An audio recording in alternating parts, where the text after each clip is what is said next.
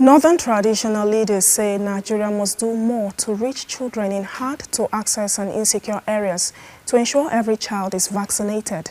The Northern Traditional Leaders Committee on Primary Health Care re-echoed their voices at a second quarter review meeting for 2025.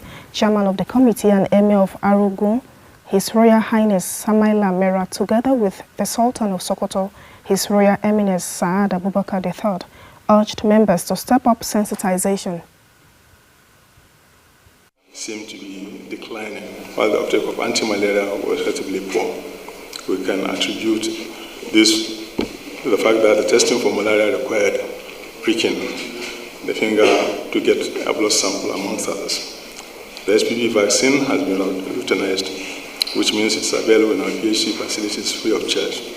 Let us continually remind parents and caregivers of the benefits of this vaccine for their daughters.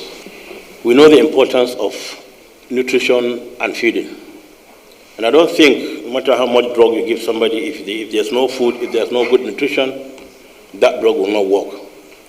So we'd like to call on the governments to see how they can also use this forum, this particular group, to reach out to everybody, to see how we can reach out to our people, to have good feeding, to have good nutrition, in whatever form. Development partners called for stronger immunization efforts and pledged continued support to ensure polio is eradicated from Nigeria for good. We are not making new strategies or introducing new things, but just to double down on certain areas of the work we're doing. And one of them is intensified response that is targeted in the last 4 months of 2025. So basically, we have identified local governments. I believe there are 177 or so of them, I don't remember the exact number, that have persistent transmission. Some of them are along nomadic routes. What is interesting is that they're not limited to the north. There are also certain locations in the south now.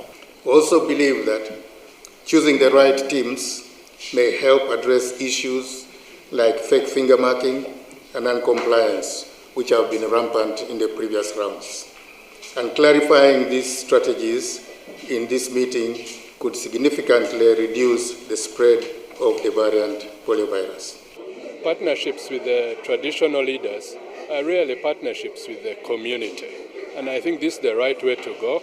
As we heard, there are still some challenges, but we feel that building on the successes that are being registered so far, we will get there. So we are very encouraged.